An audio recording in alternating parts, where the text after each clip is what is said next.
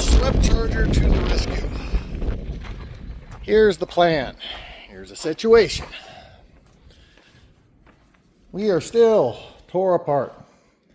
Axles are out. Pumpkin taken out. No more vroom. I am still hesitant that the Driveline is any good. So, tomorrow we are going to put Mr. Driveline and Mr. Swept Charger. We are going to drive you 375 miles, 2 states away, to a performance driveline shop. If that driveline they say is bad and they make a good one, it was worth it. So, Sweppy, please make this worthwhile. We're going to put that in a bag, throw them in the back, and go from Great Falls, Montana to Spokane, Washington. And the crazy part is there's no one in Spokane that can handle this driveline. I called tons of shops.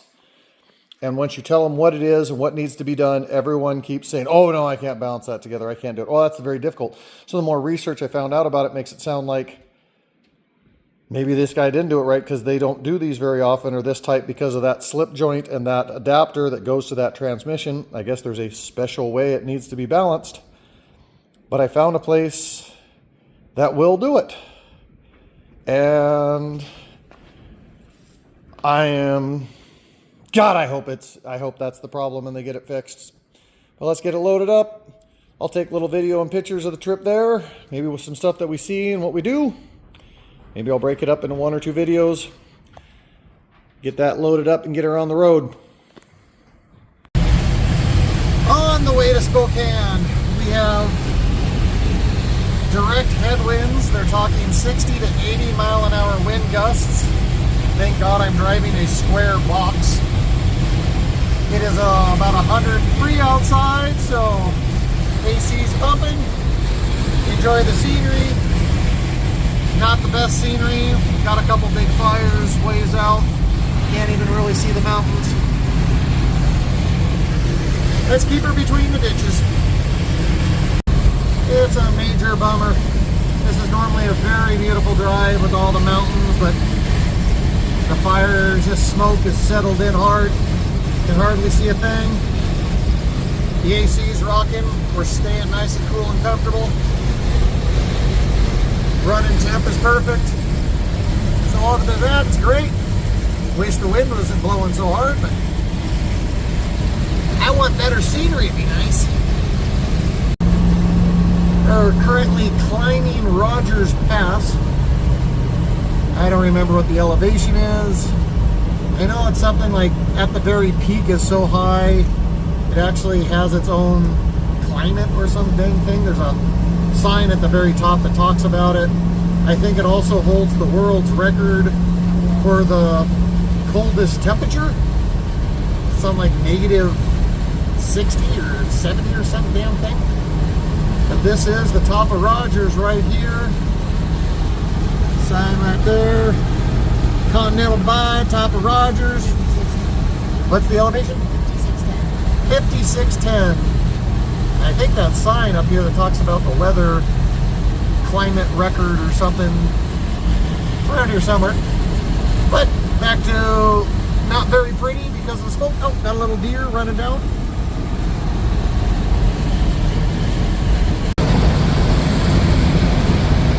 The world behind us. The world in front of us.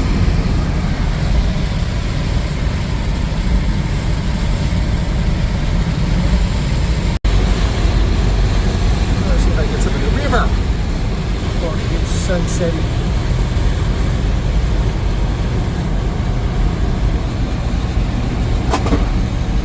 Fell back. Rocket in the bowl. Smoke shucks. Running great. She really doesn't need fuel, but we're about 200 miles in. I love this little truck stop. We stop here almost every time we go this way. It's nice to stretch your legs, go in and go to the bathroom. Schweppy's doing wonderful. Wind absolutely sucks. It does act like we're pushing, it's pushing such a hard headwind. We're driving directly in the wind. Some of it feels like we're got a 30-foot trailer behind me, but we don't. Well, we'll top her off, get on the interstate, and finish our way in. Believe it or not, it's really pretty here when it's not smoky. Okay, this is too funny to share. I am scrubbing the windshield to get the million bugs off the front. Still fueling up. Some old timer in an old beater truck goes driving by, leans out the window, goes, "Damn, that thing sure is purty." Must have stressed the D on the purty, because I had to laugh. Well, basically went roughly 200 miles. I used 13.6 gallons. Going hard headwind. And I stayed rolling about 80-ish. Stayed nice cool. Screw my gas cap on. Good girl. Well, we made her safe and sound. Hard to see, but his cousin's right there. Nice 66 Power Wagon, 4-wheel drive. I actually brought that truck here for Tim. Anyways, well, show in the morning. We'll get the Driveline dropped off at the Driveline shop, and the Sweppy did the Cuda its favor. Well, now that it's daylight out, there's the cousin.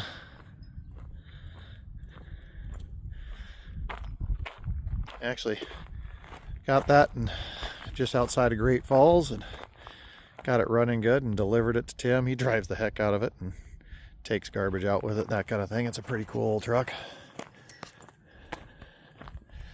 Real similar to Rusty, except for the actual 4-wheel drive long box. We just went and dropped off the Driveline to the Cuda. I don't know if it's good news, bad news. They said that Driveline is not in good shape at all. So they are going to completely rebuild the Driveline and mail it back. So we've probably found the problem. So that is that.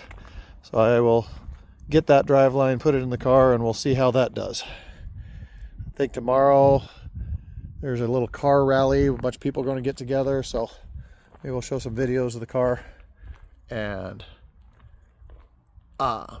we'll shine up and wash up the Sweppy over here and see how he performs with the little car show. So my brother actually put on a little car rally this morning.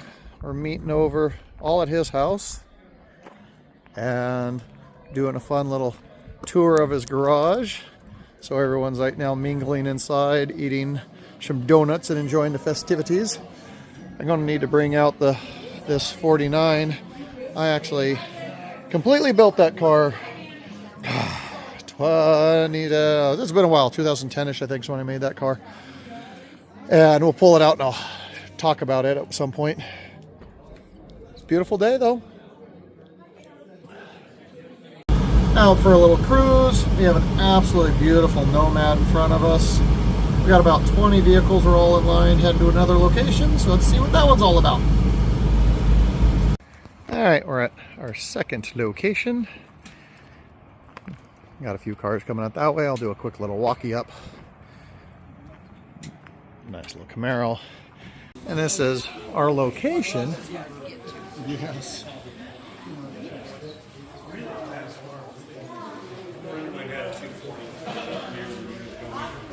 So it makes it pretty dang fun if you are going to go drive around and go for a little daily drive, and you make this your stopping points. This is really, really awesome. Oh, look at this MG. Isn't this awesome?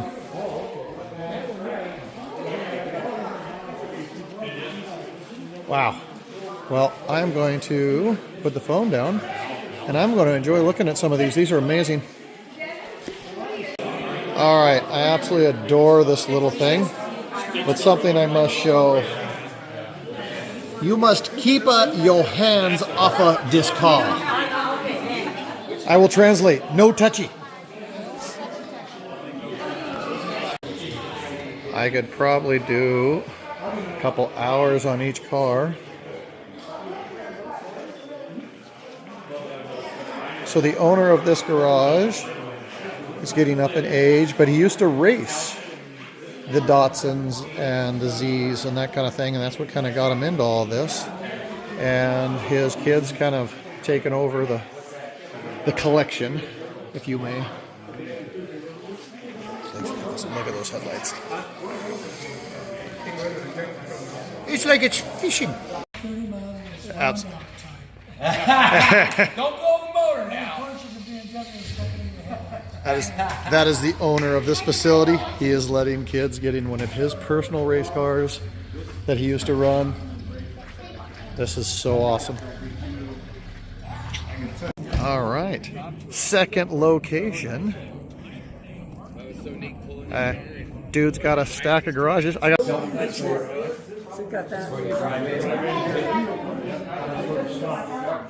I mean, to come out to your garage and have this sitting in your garage every day would not be a bad day. No, that would be bad.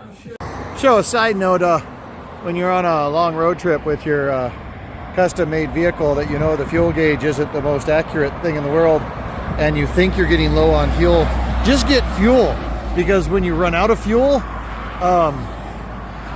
it sucks, because now we're sitting here waiting for fuel to come. So, yay! No one's coming down that way.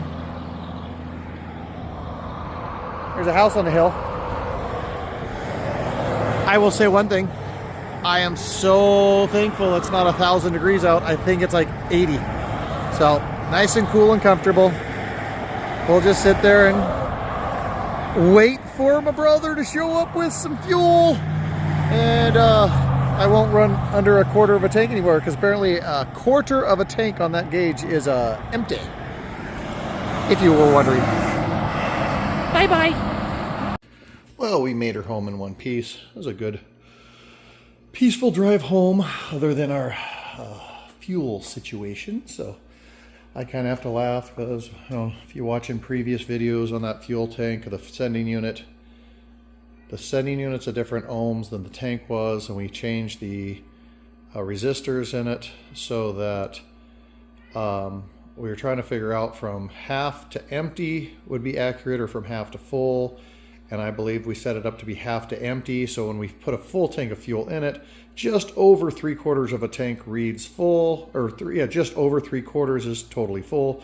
And then around just about half, because I'd run it to half tank all the time, just fill it up, and mathematically it was about half. But I never really ran it below a half a tank, because I just at half tank topped it off. Well, all the running around and everything else, it got down to about 1/4, and apparently just under 1/4 is empty.